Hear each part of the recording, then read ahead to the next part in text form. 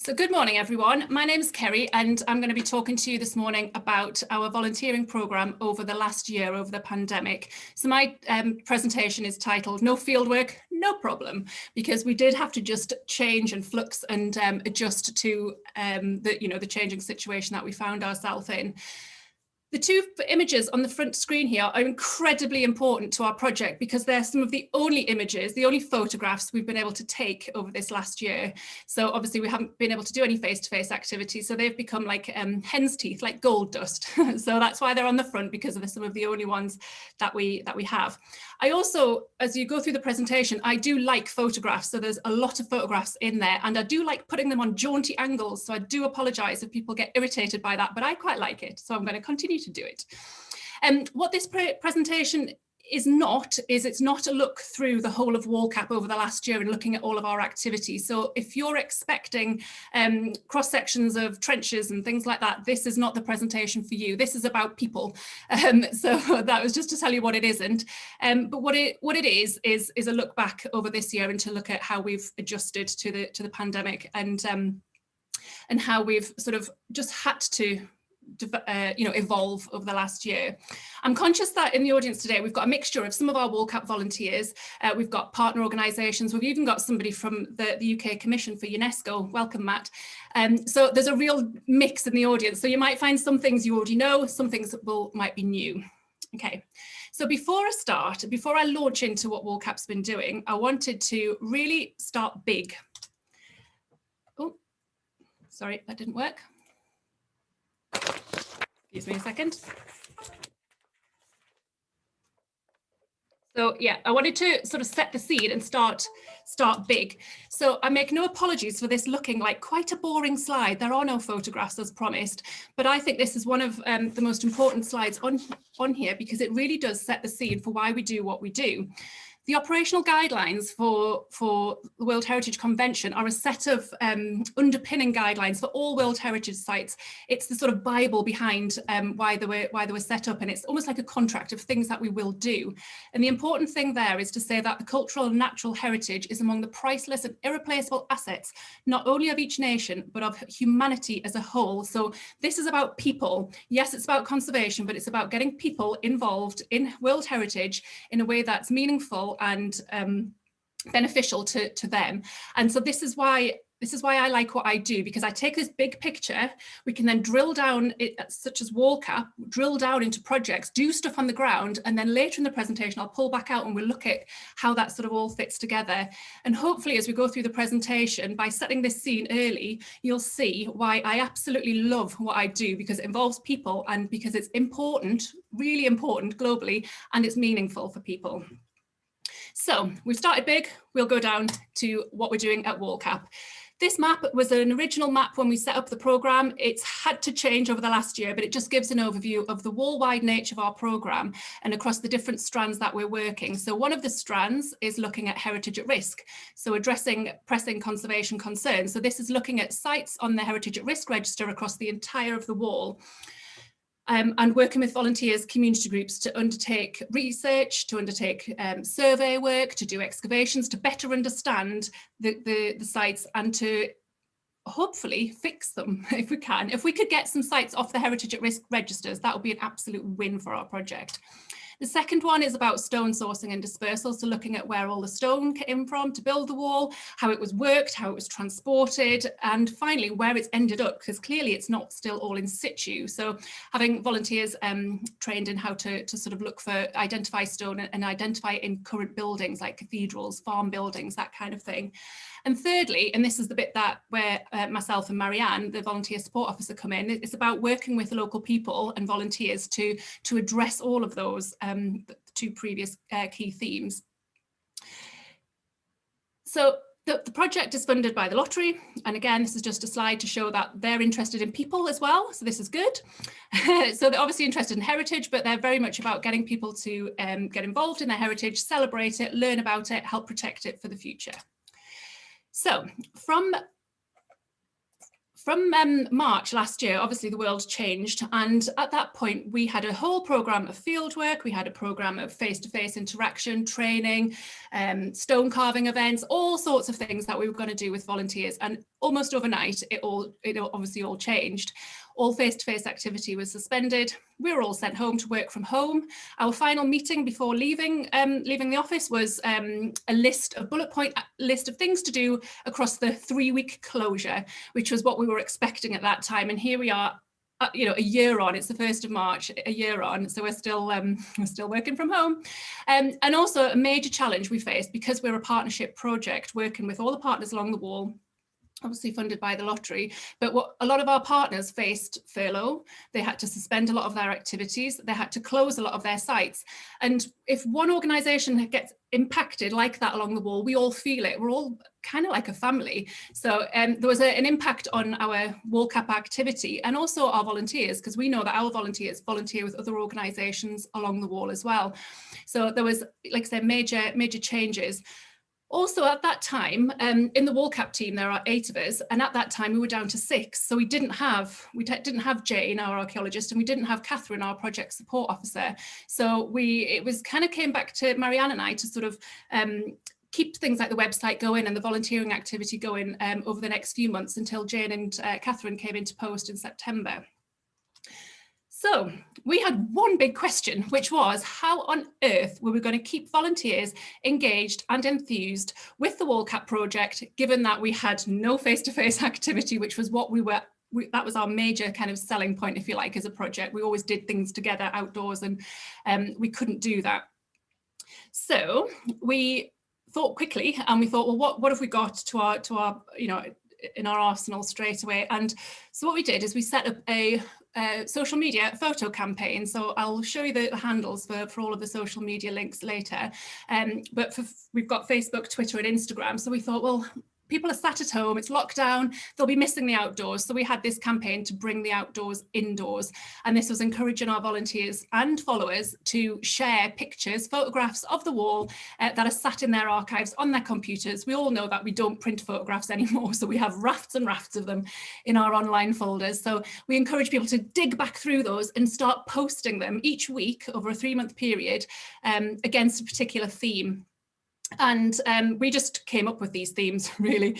And people posted, like I say, each week. When we planned this for 3 months, we thought there's no way we're going to need it for 3 months, but a year down the line, and we're still in this situation, but never mind.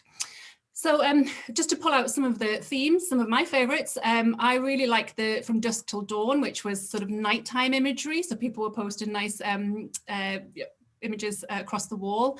I'm just looking down the list there. There's all sorts of things to encourage people to like I say, share their images. One of my personal favorites was the final one, WallCraft, which sounds a little bit computer game, and it wasn't. It was literally commit your favorite thing about the wall into a craft. So you could make it out of felt, or you could make it out of Lego. Or my absolute favorite was Marianne did a cracking job of a heritage at risk cake, which is on the right hand side there. And so she apparently it was completely inedible, but it looked great. So that was brilliant. So and then the one on the left, I think that was Rob, our project manager, who committed his craft in Lego, but we had all sorts of things. So that was really nice way, just a sort of light-hearted way to keep people connected with the wall. And that gave us a bit of time to plan what else we could do. And then, and this does look a very dry slide, however, it's very, very important. We asked our volunteers if they would be interested in doing some research from home, looking at different features along the wall that could be uploaded and fed into the wall's first ever GIS system. So although partners have their own sort of GIS systems for their bit, we don't have one for the whole World Heritage Site, which is bonkers, really is. So WallCAP is pulling together the first ever one, and what will happen at the end of WallCAP is a version of this will be available to everyone for free to use in whatever way you need to use it. So this is a real good resource for the wall. It's been aching, the wall's been aching for this for years. So all of a sudden our volunteers were able to then research different sections, send their information back, and Catherine's been a whiz at uploading this to the GIS system. And as you can see, this on the left-hand side is like the core data table, and this is all the whizzy stuff that we can do. So it's an excellent management tool. When we asked the volunteers, you know, is anyone interested in this? We had, I think, 50, within about 2 days, I had 50 inquiries saying, yes, give me something to do. I'm really bored, or, you know, lockdown was starting to bite. So it was heartwarming that people wanted to get involved. At that time, there was just Marianne and I, so we pulled together as much information, and with Rob, sorry, pulled together as much information to send out to the volunteers in that phase 1, which is back in April. It went so well that we launched a phase 2 in November, but this time we had Catherine in post, so she was able to pull together a lot more information, sort of guidance for the volunteers. So that seemed to go really well, and the volunteers are still researching that second suite of features at the moment. So by the end of this year, we're going to have a pretty chunky GIS that people across the wall can use. So that's great, really good. Other things that we did, and I'll sort of walk us through each one of these. So we were conscious that we couldn't have any face-to-face interaction. And so we thought, how can we get people to just stay connected with the wall? So we set up a book club. Again, we always ask the volunteers if they want to do these things or get ideas from them. And then literally we just sort of set them up. So with the book club, they're monthly meetings. The volunteers, they suggest titles that we want to read. It could be historical fiction. It could be some kind of sci-fi that's based upon the wall. It all has to hinge around Hadrian's Wall. That has to be the setting or the backdrop for the book. We've also had a Meet the Author session, which went really well, with Adrian Goldsworthy, who wrote Vindelander. That was brilliant. And most recently, we had a volunteer who chaired that meeting. So I think that we're sort of handing over we can set these things up, and then they could have a bit of a life of their own, and maybe beyond WallCAP, some of these things can continue. We then thought, well, if people are enjoying books, then they might enjoy watching TV programs, films, documentaries that feature Hadrian's Wall. So we set up a screen club. And that's, again, we've had a meeting of that. We've got another one next week. And again, anyone's welcome to join in on these. So that seems to be going well. We had an annual get together. We always have it around Hadrian's birthday, which is the 24th of January, but you all knew that. And we get everyone together. Last year and previous years, we have it in person, and we have a few presentations, and then we go for a walk or something like that, just very social, just a chance to get together, plan what we're going to be doing for the next year, answer questions, and just really just have that sort of together time.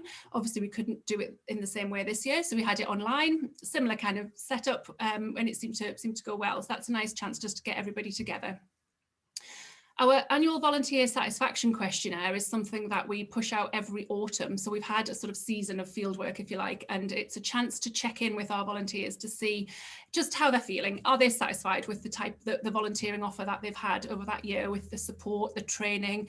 Are there any sort of issues starting to emerge that they'd like to nip? Is there any suggestions for other sort of activities that we can be doing? So that's a chance for the volunteers to really give us some feedback as well. And we do look at those, and we do try and shape what we do as a result of those. And last year, I mean, there are plenty statistics that are coming out of our evaluation and the questionnaire, but there's one that came out that for me top trumps them all, which is when we asked our volunteers how many of them would recommend volunteering with WallCAP to their friends and family, 100% said that they would do that. So that's the only statistic I was interested in at that point, because I thought, well, we must be doing something okay if that's what's come back. We do have we have around 270 volunteers actually signed up with WallCAP, and we're always looking for more. So if anyone's interested, please get in touch if you haven't already signed up. So there's a lot of people spread along the wall. We have international volunteers as well. So this sort of flip to digital has been quite good for us, quite useful for them.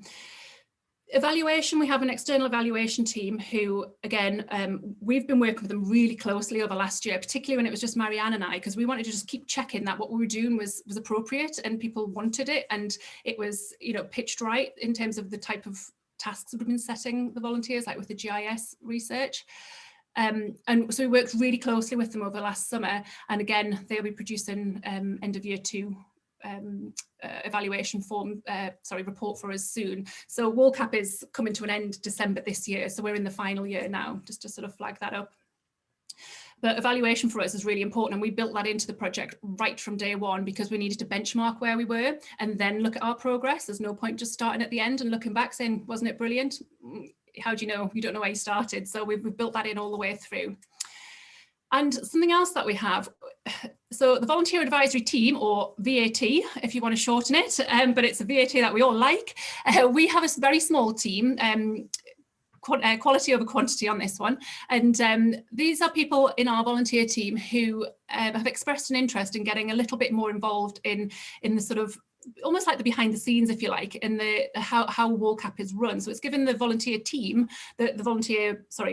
all of those sort of 270 volunteers a voice, really, so that the volunteer team, they nominate each other to come to our advisory board meetings, for example, and they're a kind of in-betweenie, if you like. So they were called a volunteer advisory board, and since March last year, we've changed the ethos of that group because we figured that board wasn't really what we needed anymore. It was, we need a team that we can bounce ideas off, we can go to and say, is this guidance? Is this right? Can you sense check this? Is this what, do you think the volunteers would like to do this particular exercise or whatever? So the volunteer advisory team became an extension of Marianne and I, really. We do lean on them when we need some feedback on ideas.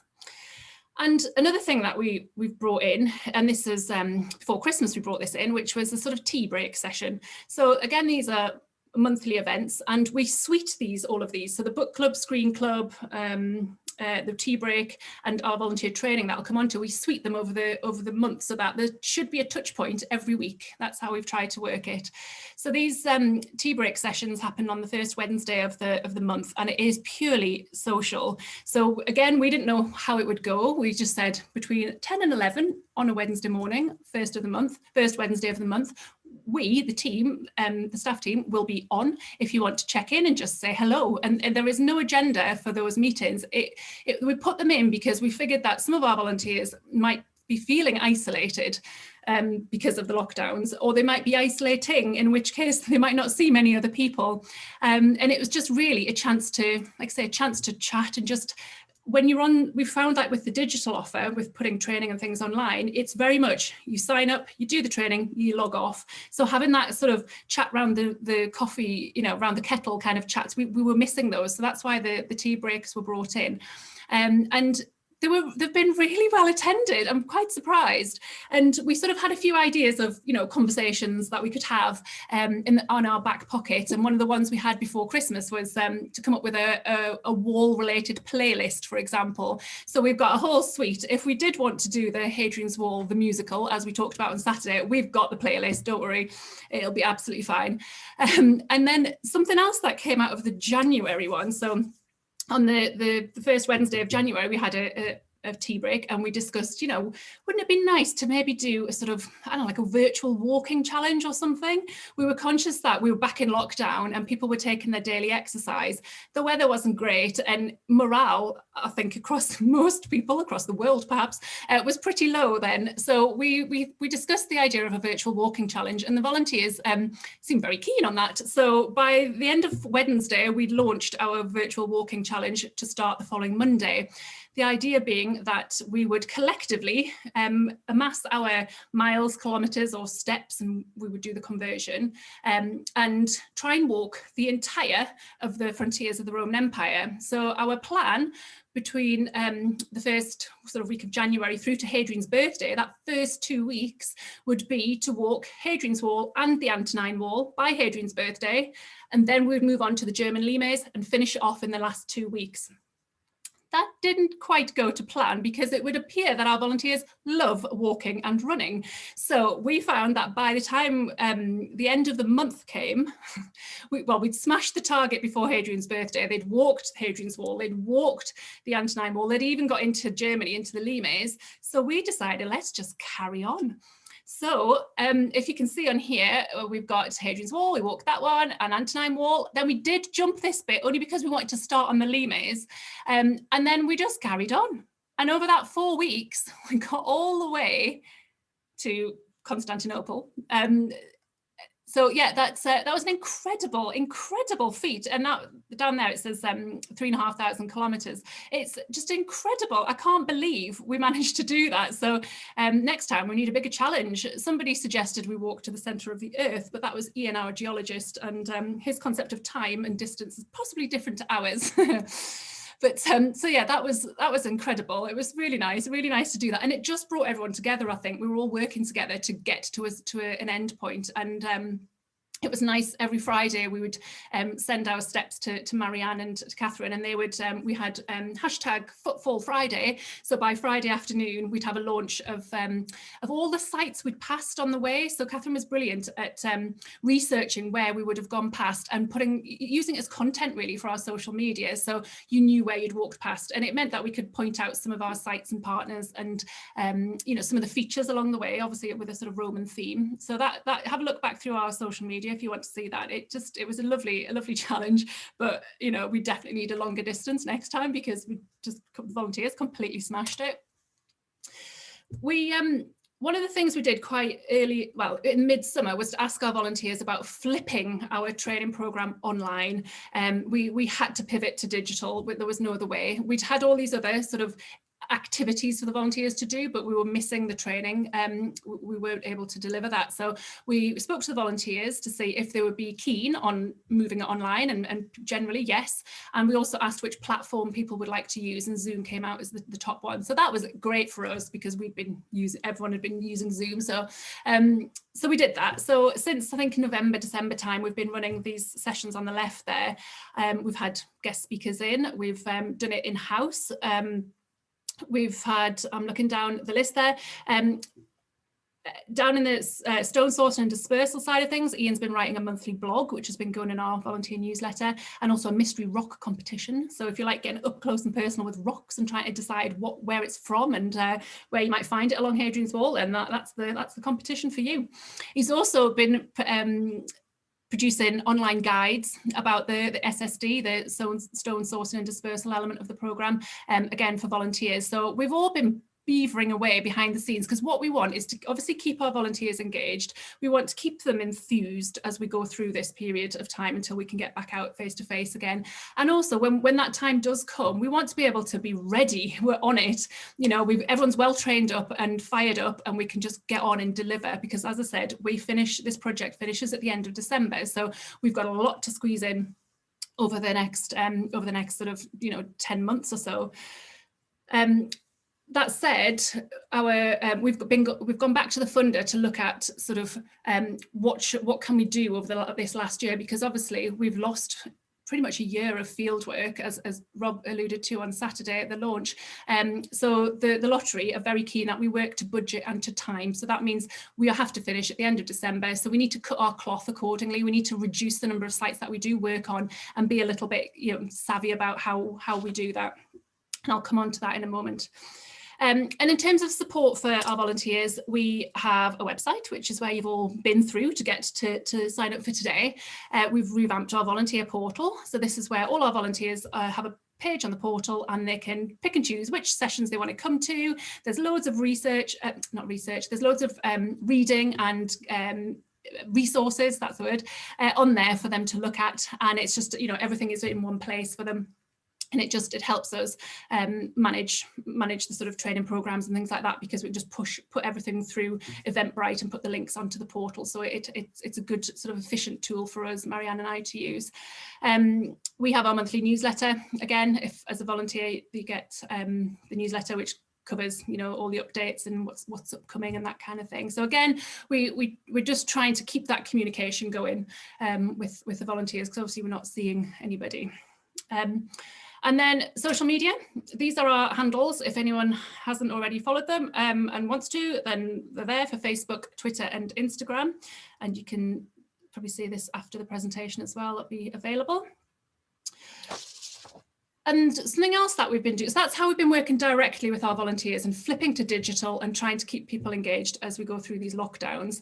Something else that we've been doing is working with John Scott, the management plan coordinator, on the next, we haven't been working on the next iteration of the management plan, we're working on the consultation for the management plan. So WallCAP is all about people engaging with the wall, and as we sort of looked at the start about the operational guidelines, then UNESCO here have said that we need to have an appropriate management plan, and this bit here, preferably through participatory means. So this is local people need to and should have, rightly so, have a voice in what this looks like. So we've been we've been working with John on this, and the consultation is online, and I haven't put the link on there, but maybe at the end we can pop it in the chat, or if John wants to pop it on now, that'd be great.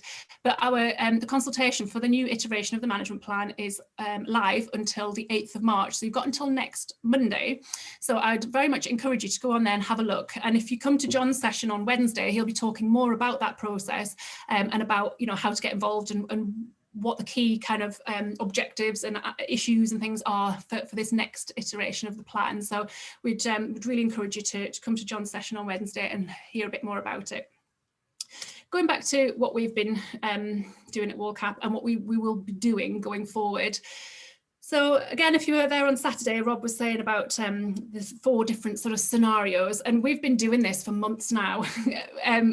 In the run up to, you know, thinking that lockdowns were going to ease or restrictions were going to ease, we as a project, because we're hosted by Newcastle University, we've got sort of government guidelines, we've also got the university guidelines, and quite often the university ones are stricter than the government ones, which is why back in the summer, last summer, some of the sites along the wall were starting to involve their volunteers again, but we couldn't because we were under the university guidelines. So yeah, we work between the two. So we have to plan for 4 eventualities, I think, going forward for all fieldwork and events. So one would be the norm, although what is normal doesn't feel like normal at the moment, but that is having all the team, have all the volunteers, and just as normal, let's just get out there and get the work done.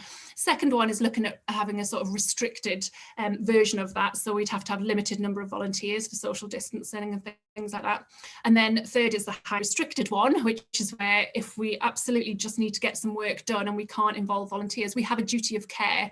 So there's been a couple of times when the guidelines have almost, we thought, couldn't we? The fact that we even had that conversation meant we shouldn't, because it's about having a duty of care for people. So we've been quite open about that when we've had our discussions about how to plan some of the field work.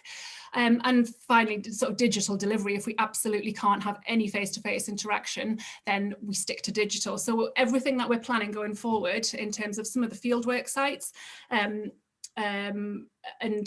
I think Rob mentioned some of the sites where we'll be doing fieldwork hopefully this year, and I'm not going to go into that here, but that's what we're going to be looking at, those 4 scenarios for fieldwork.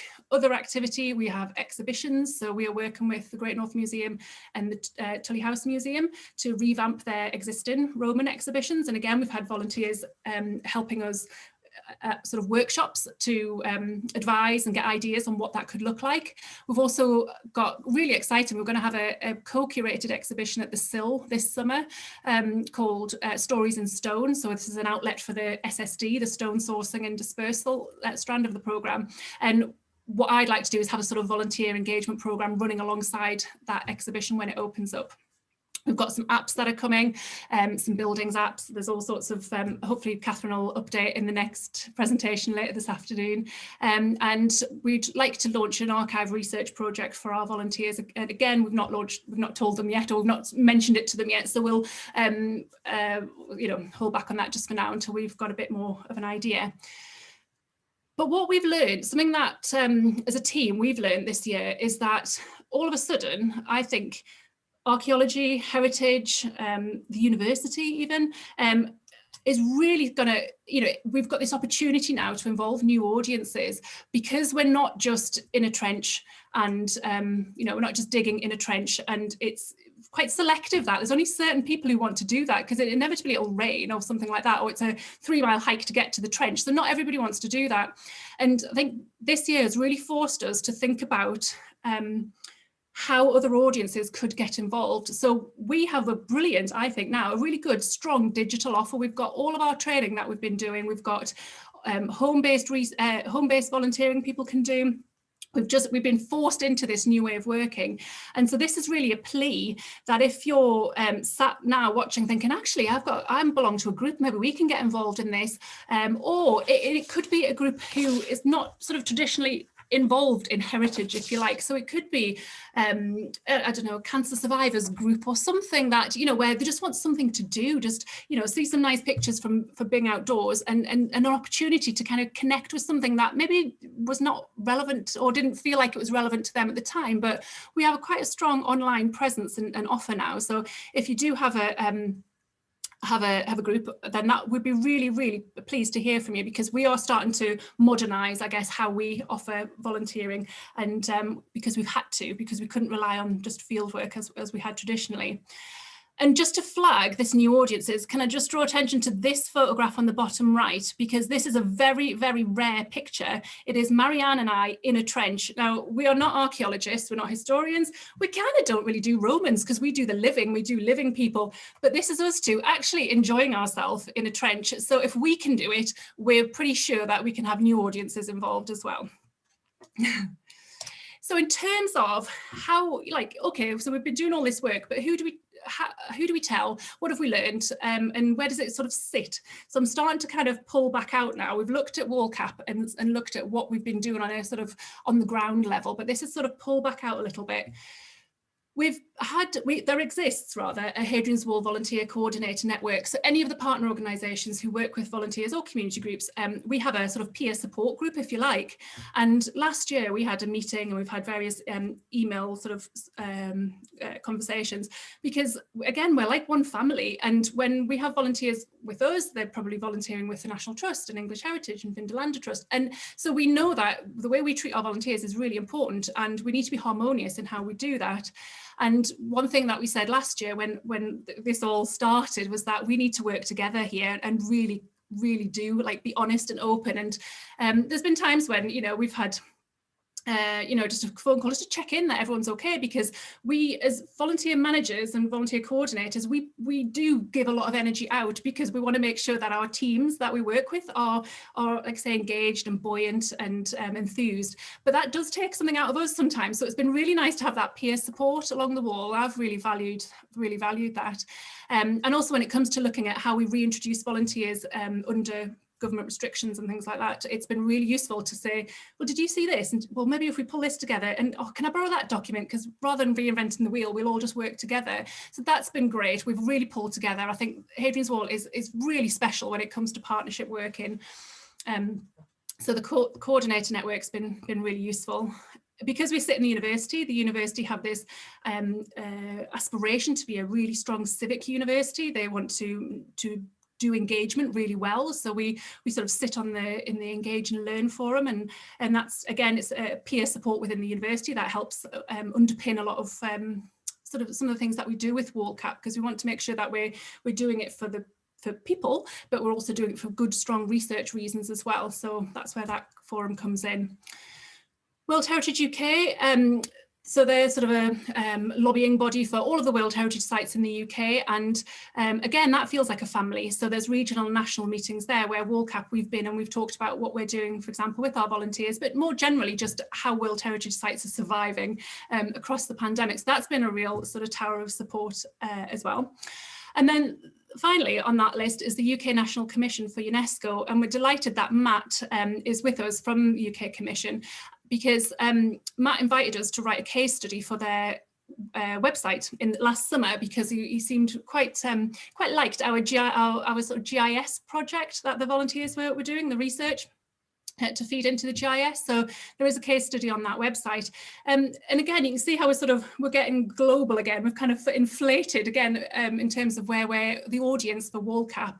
So it's really important. WallCAP is a really important programme on lots of different levels. And I just want to share a couple of testimonials that we've been getting from volunteers over our evaluations. The first one, it's really wonderful to be able to feel that in a small way. Oh, I have to move you all, sorry, I can't see. It's really wonderful to be able to feel that in a small way an individual can contribute to the better understanding of a historic site which is of worldwide interest, thanks to those who've given us this opportunity. And this last one, it's had a massive impact. I would have gone into a real deep depression without it. When you work with people, these things really stick. I've got the hairs on my arms are sticking up just reading those, because I think, you know, this is one of the reasons why I do what I do, because I think it's just important and it's meaningful for people. And so it's on that sort of personal level, this is why people get involved in heritage, because it has resonance to their lives. And with that in mind, we're going to go back up big here, and this is going back to these operational guidelines. And there's one on that list, on those list of kind of, you know, in the contract, if you like, which is talking about sustainable development. And the UN adopted, or the sort of the UN member states adopted these 17 sustainable development goals back in 2015, and the idea is to sort of move a long way to addressing these by 2030. Now, you probably can't see, but there's one in here, number 3, is about good health and well-being.